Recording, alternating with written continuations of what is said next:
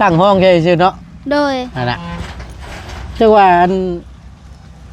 นั้นบ่จักกันนี่แต่ว่าทนได้หินนี่ก็เนาะทนเป็นตีนเสา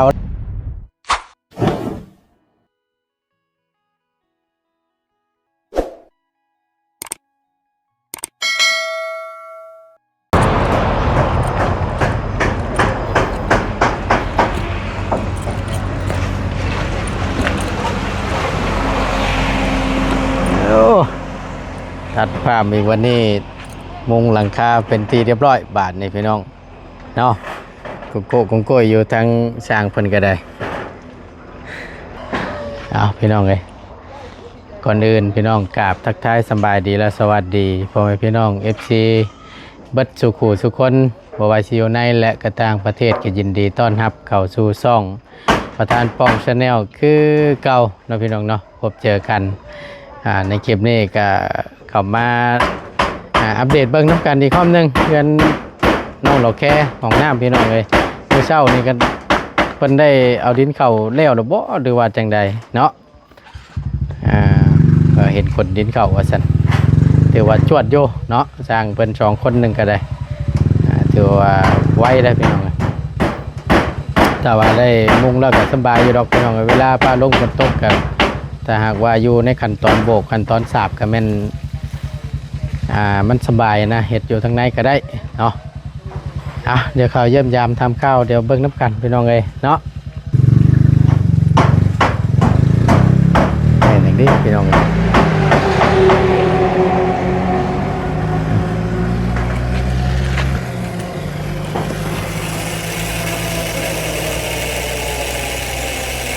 ชักอย่างนี้บานชักแพร่โดยบ่เป็นยังเนาะจ้ะไปเดี๋ยวไปเบิ่งน้ำกัน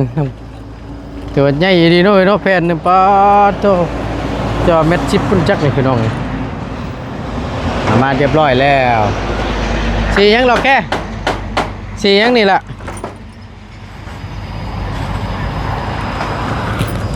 ฮึบ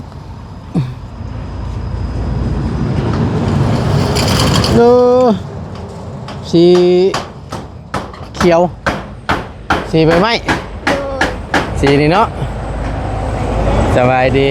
สีคล้ายๆเฮือนเจ้าเนาะโอ้เลือกเองบ่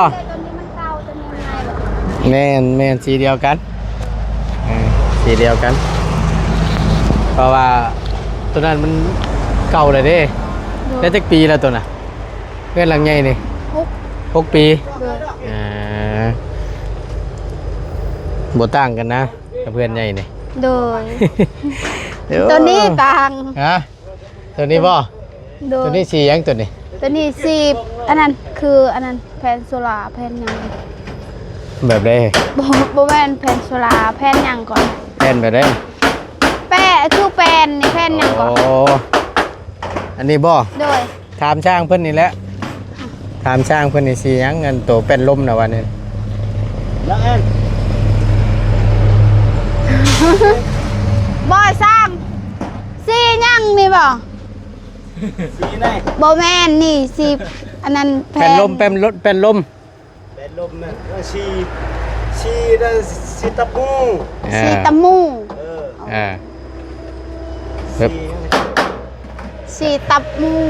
ได้งามชื่อสี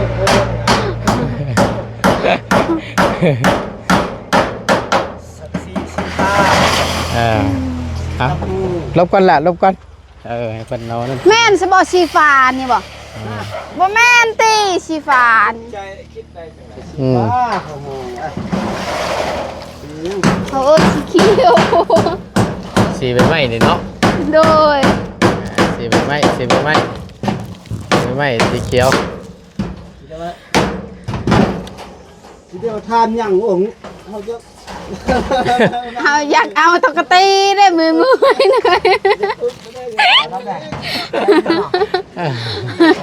จังหน่อยช่างให้ตกตีช่างมือไปทำสิประมาณ7 แผ่นนี่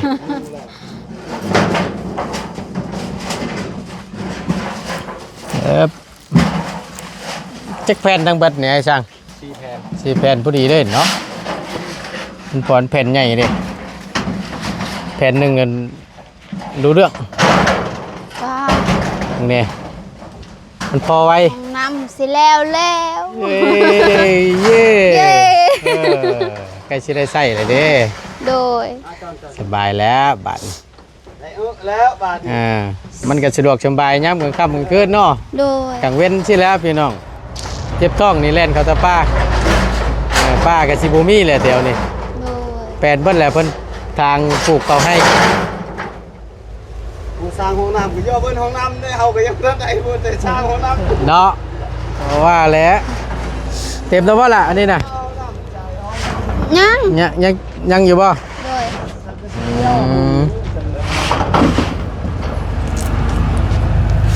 อีกรถหนึงก็เต็มแล้วนี่ แม่นบ่ ฮะ อีกรถหนึงบ่ จังว่าถามเพิ่นให้เอาสูงซำนี้บ่ นี่สำคัญกับตัวนี้แหละ จำกันครับตัวนี้ โดย ยายลงหันรถหนึงขึ้นมานี่ หน้าอาดาวห่วย ตัวนี้ไอ้โชคไม่ได้ยอไป เมื่อยกาโบกเอา ฮะ เรายืนให้เอาไว้เอ็มลอยแต่เทินทึงแต่เราเห็ดแบบนี้มือเราเบิดแบบนี้ ตอนใด ค่อยก็บ่ฮอด มื้อเช้านี่บ่ โดย บั บัดคนเตี้ยบ่ฮอดแล้วก็ทำบ่ทันแตกเลยบ่ได้กินซ้ำ อดจ้อย โดย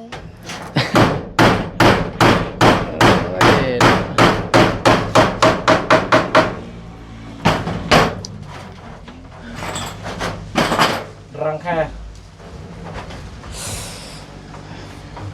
ถือว่าฮ้อนคักปัญญังมื้อนี้พี่น้องแต่ว่ายังดีแต่ก็ยังมีลม โดย สั่นละพอแห้ง เคี้ยวเราว่าเป็นลม น้ เนาะก็ถือว่า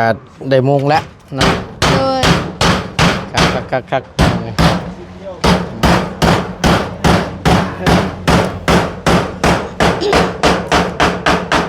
ับเวลาก็ซื้อก่อนมาใส่ โดย แล้วก็ซื้ออันหูจับมาใส่จับอยู่นี่เด้อันหนึง ยันไอ้บุญคงมาแต่เวียดยันแล้วเราซื้อเลย โดย จังนั้น กี่พันดอกเบี้ยไงเพราะว่าตัวในมันมีแล้วเนาะ โดยแนวพับอันนั้นบานประตูนั่นก็ยัง อ๋อน่าจะมาสุดเดียวกันซะ โดย เอามาส่งเมื่อเช้านี่เนาะ โดยบบุญเราสวยแก อ๋อส่งถึงบาบุญเพิ่มหาแล้วตาม โดย เพราะว่าโคราชนะเนาะเอาแผ่นหนึ่ง ทางเดนบอก ฮะ ว่าทางเดนบอกอะยัง หนึ่งบอกบ่พอบ่ โดย นี่ขึ้นอีแผ่นนี่ก็เป็นเรียบร้อยแล้วเล่น อืม เปลี่ยนกัน แบบว่าเวลาลมพัด เวลาลมไปเห็นเวลาลมแหงนั่นแค่ว่าอยู่เฮือนกับอยู่ห้องน้ำนี่ลักลี่อยู่ห้องน้ำนี่แหละบอกว่าเพื่อนนี่มัน มันสูง มันสูงแล้วมันสั้นแล้วมันตีงเด็ก เวลาลง มัน โยบกสิบกล้าอยู่ปันใดเห็นไหมมันลงมัน พา แห้ ยุ ง พายุเข่ามันสิบ่ได้ลงมาอันนี้พี่บ่ฉัน ฮะ สิบ่ได้ลงมาดีอยู่ห้องน้ำบ่ฉัน เห็นว่าพอแบบว่าเวลาลมกะแค่มีห้องน้ำเนี่ยก็ลักเลยอยู่ห้องน้ำแล้วแบบว่ายา เนาะ โดย เพราะ ล มัน มมันแห้งแบบว่าเฮือนน้องมันเป็นเฮลเห็นแล้วลมมันพัดแล้วย่าน เบิ่งตีนเสาเพิ่นห้องกะ ตีนเจ้าเฮือนเก่า ว่าหากแต่ว่าส่วนหลายไอ้เห็นกับแบบซี่ได้ส่วนหลายกะ โดย เป็นหยังเพิ่นจังเฮ็ดแนวนี่ล่ะ แบบใด เอ้าตั้งคือเอาตีนเอาขี้ดิน อา ห้อ ยัง งฮู้บ่สาเหตุ เบิ่ง เอา เงินบ่พอ บ่มีเงินซื้อเจ้า บ่ ตีนเจ้า ฉันบ่ โดย อ๋ออันที่เห็นกันหลายๆนี่ได้ โดย อันนี้ก็คือกั้น เพิ่นเงินเพิ่นบ่พอ โดย เพิ่นเลยหาเลือกเอาก้อนหินน่ะมาตั้งเฮ็ดเป็นตีนเสา โดย ฉันบ่ฉันพี่น้องนี่คือจังซี่เด้นี่บ่ตูนเสเบิ่งนี่ เพราะว่าเข้าไปแต่ละหมู่บ้านนี่ก็ส่วนหลายกับแบบสิเข้าไปแบบในหุบเขาแบบลึกๆแน่นะพี่น้องเอ้ยก็เลยว่าเพิ่นตั้งนี่ก็อยู่หั่นน่ะ โดย ฮู้แล้วบ้านนี่ อยู่แต่ว่าเวลาลมมันแห้งมันกระติ้งได้ โยกคือกันบ่ โดยเพื่อนตัวนั้นก็คือกันเห็นมันบ่ติ้งปานใดแบบว่ามันมีพื้นในทางหลังอยู่ในตารางเฮือนนั่นเด้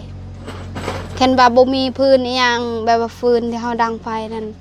แห้งมันสั่นเด้กลางคืน แห่งชั้น เวลาลมแห้งนี่แม่สิบ่ได้อยู่ได้ในเฮือนแม่สิไปปบไปอยู่เฮือนสาวบุงนี่ บ่ โดย ไปอยู่หั่น นี่ย่าน เพราะว่ามันเนาะ โดย คือว่าหั่นแหล้วพี่น้องเอ้ยฮู้แล้วบัดนี้ขอบใจหลายๆ ที่บอก โดย สาเหตุเงินบ่พอเราก็ได้เลือกเอาก้อนหินมาตั้งแทนเราอะ โดย ถ้าว่าระหว่างเงินเอาก้อนหินตั้งกับพังนี่ตัวได้สิเน่นกว่ากันใช่ พังมันสิเน้นกว่าแต่ว่า ยันปวกกินบ่ ปวกกิน เอาบัดยกระลับขึ้นมาเดี๋ยวนี้ปัดญาติอีก โดย อย่ามันปิวติเพราะว่ามันบ่ได้มีหยังได้พี่น้องตั้งห้องแค่ซื่อเนาะแม่นบ่หรอกแก ฮะ ตั้งห้องแค่ซื่อเนาะ โดย นั่นน่ะจังว่าอันนั้นบ่จักกันนี่ทางแต่ว่าทนได้หินนี่ก็เนาะ ทน เป็นตีนเสา แต่ ได้ เฮา เลย บ่ฮู้ว่ามันสิทนซำใดเด้ อ่า บาดฮอดมันทนบ่ได้มันก็แตกอันนี้ มันเบิด เรี คุ ย ณ บร้อย มันเบิดคุณภาพบ่ เฮือนไปอยู่ในห้วยหมด แดงติดห้วยนี่ พูดแล้วเนาะ โดย ว่าติเห็นว่าก็ได้ เอ้าอ้ายบ่เคยเห็นบ่เฮือนปลิวลมพัด โอ้แต่ว่ามื้อนั้นมาฮอดก็ถือว่าเพื่อนเจ้านี่โชคร้ายแล้วพายุเข้า เอ้าตอนนั้นจักคนบ้านใดก็บ้านฮลัวบ่เฮือนเรา ตอนเสาร์ลมมาไป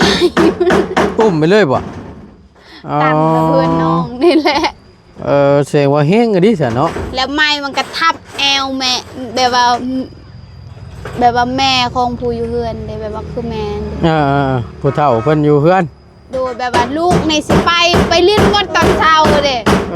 มีแม่อยู่เฮือนมีแต่เราอยู่ผู้เดียวเด้บัดเวลาลมฮอดเด้ พบบ่ทัน ปุ๊บบ่ทัน เฮือนทับลง โอ้ แอวนี่จนเข้าเป้าจึงเศร้า ดีแล้วบ่เสียชีวิตเนาะ โดย ผู้เฒ่าอยู่เฮือนแล้วตึกช่วงก็บ่ได้เท่าบ้านได้ ประมาณ เน่ จักปี ประมาณ40ปีตอนนั้น ตอนที่เพิ่นเกิดอุบัติเหตุแม่นบ่ โดย พายุ เดี๋วนี่ได้50 พายุตึกบองขึ้นมา อย่า ได้ก่อน หมดแล้วแถวนี้แหละอำคงเราตัดมันกินนี่ ยังล่ะ ว่ายางตีนรถ ห้องบ่มันห้องตอกจังกะสีนี้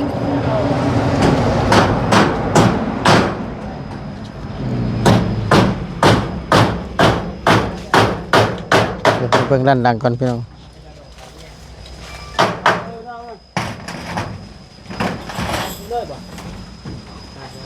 เดี๋ยวตายสิเลยบ่ ตาหน้าตาล่ะ อันนี้บ่เจ้าว่านะ โดย โยนอันนี้รุดมือบ่ นนี้แหละน้องบ่ฮอดเห็นเราคันแบบว่าเราก้มหัว สูงแบบว่าลงมาใน ยืดลงมาเอา อันนี้น้อง ต่ำๆแน่ ไอ้ลงแบบนี้ มันบ่ฮอดเด้อน้องก็ชุดแต่ช้ำนี้แล้วบัดน้องถึงมือแล้วก็ไปเลย บ่ถึง โดย รถลงมาแตกช่ำบันบ่ได้กินเลยระวังกันแหละย่านแก้วนี่แหละแก้วแตกกันเหยียบพอให้ โด เล่น ย เก็บไว้ไปมัดทันมัดนี่มันก็ได้เอาเก็บไว้ไว้มัดทันมัดนี่ลวดตะปูตอกใส่มือ นะ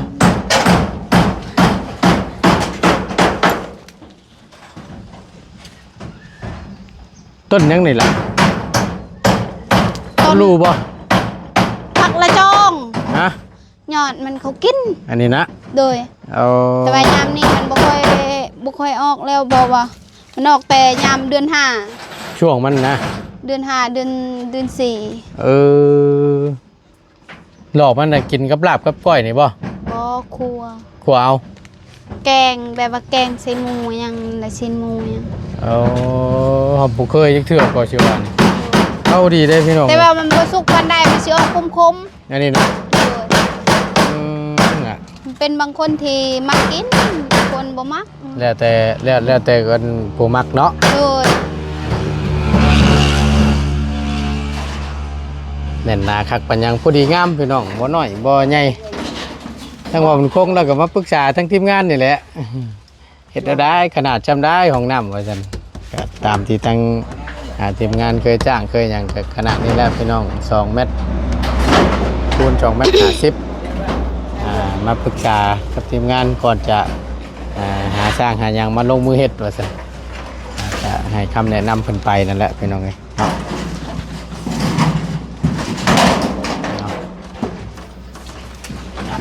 โอ้โอ้ ค่ะไปโปกับดีโด เนาะระวังเลยเด้ออุ้ย เฮือนกะฮับให้นานเอา แบบพอดีเลยเดี๋ยวเนาะใกล้กัน ลงแล้วบ่บัดนี่พักเที่ยงบ่ โอ้ย Herman,ครับ จึกเรมัน Herman, kemudian.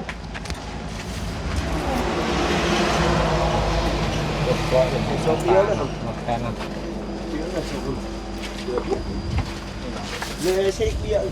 đi là soi là hấp xịt bia đấy tạo xịt hấp đấy đã đi là lý อ้าวตัวไหน chết đấy ปูล đây cái mặt เม็ดเชียร์บัดนี่ mét เม็ดปะอยู่ตารางแล้วก็ลืมอยู่เทิง อ่า แค่เราขึ้นนั่นพอแห้งบัดขึ้นแล้วบ่เห็น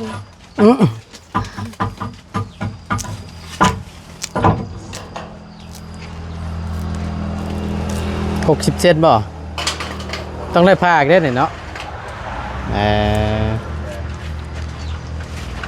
แปลว่าแบบเฮาบ่ภาคกับประกบเลื่อมใส่กันเริ่มบ่ได้บ่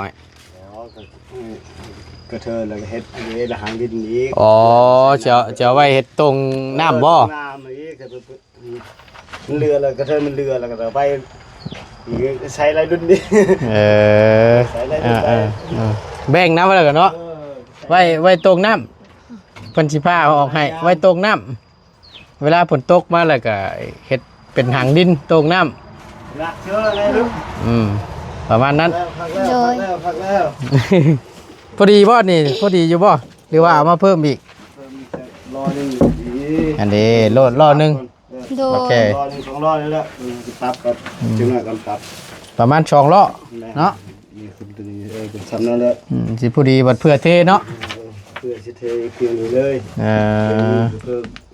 โลขึ้นอีกเพียงนี้ โอ้ยงาม ดี คักตัวนี้ เขานายมึงดูคนที่เราเห็นอยู่ เพื่อเขาสวมอีกเพียงนี้เพื่อหัวคนอีกเพียงนี้เพื่อยืนอีกเพียงนี้แล้วเบิด เจาะน้ำมันนี่มันน้อง ในดาว ในปานายปลาสุกนะ กันเริ่มมันละไม่ดอกเดี๋ยวกันเดี๋ยวขักลงง่ายเดี๋ยวกลอง เทะบ่ ก็เปี้ยถอดดาวเตียงเขา เตียงตาแบบเป็น ตะบ่อื่นแต่ใบตะเปาซังเจอเอียนเกาะแบบว่า เขาหนอกตากกินไปก็อันไหนก็อันมาเลยเนี่ยก็ ตาไม่เริ่มไม่เดินตาไปจะเยอะนะต้องตาแก่ๆตา ยังบัด ตั้งเลยไม่ดีกว่า ตากเขาหนอกไหนก็ได้ นายเล็ก เป็นเหล็กเกาะเขาก็ได้ตอกมันยังเกาะก็ได้จะไปแทน ก็ เนี่ยตรงแนวเกาะ ก็đó nó mới đó đó vấn đề ทำไม đó vay sụt thì cái mí rồi có áo เกาะอย่าเกาะกับเกาะ ว่าอยากได้อันโตนไว้เกาะ bên á เสื้อผ้ายามมันนั่นบ่เข้าห้องน้ำบ่ โดย บ่จะได้รุ่นนี้บ่รุ่นนี้ก็เอาตัวนี้เลย นั่งเลยอาบน้ำนั่งเงินเลย ได้แล้วเดี๋ยวเพิ่นจัด อาบเลยสบายบนหัวนี่เจาะท่อน้ำมัน ต่อได้เพียงนี้ยาวจากเลยแล้ว เฮ็ดกอกบัวเลยบ่ เฮ็ดหัวเลยสบาย เฮ็ดกอกบัวเลย กึกระ ตะก๊อกเลยได้ไงเลยเต้ ก็กระเปิดจะ4ชั่วโมงเลยจะมันท่วมเลย แต่ตอนนั้นบ่ได้มัน เปิด มัน อยู่ ต้อง ใน มี ห้องน้ำเลย มันต้องมีปั๊บมีหยังและมีฟืนมีไฟข้างในได้นั่นน่ะ ใจเปิดมันคิดว่ามันจะเข้าจะ4ชั่วโมง ตอนนั้นมันมีแทงน้ำน้ำแน่แล้วก็ปั๊มไหลขึ้นเอาน้ำขึ้นไว้แล้วก็ลงมาเวลาเฮาใช้งานอย่างนั้นบอสใส่ ใช่ตัวนี้ ใส่น้ำ ใส่น้ำเป เป ล่า ล่า ๆ โดย สิต่อท่อเอา สิเดินท่อมาใส่เลย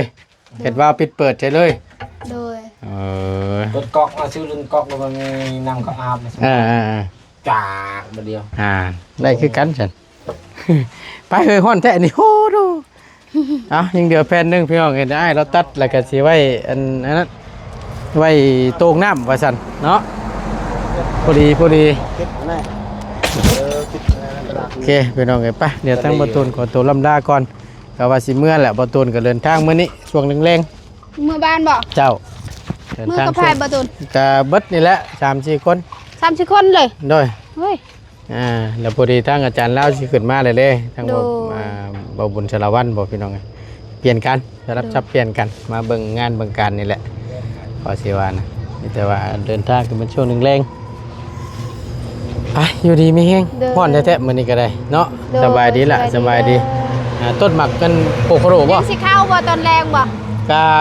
เบิ่งก่อนเบิ่งมุงก่อนช่วงนี้เที่ยงแล้วบ่นี่ โดย ก็ใกล้เคียงแล้วกับพังเบิ่งอย่าทำนั่นนี่ก็สิมาไม่ไอ้ เอ้าบ่ป่วยบ่เมื่อบ่ ฮะ ป่วย กล้วยได้แล้วบ่เป็นหยังขอบใจหลายๆขอบใจไปพี่น้องเอ้ยฮ้อนแท้ป๊าดอยู่ดีมีแฮงเด้อพี่น้องเด้อขอบคุณหลายๆพอตูนขอตัวลำลาก่อน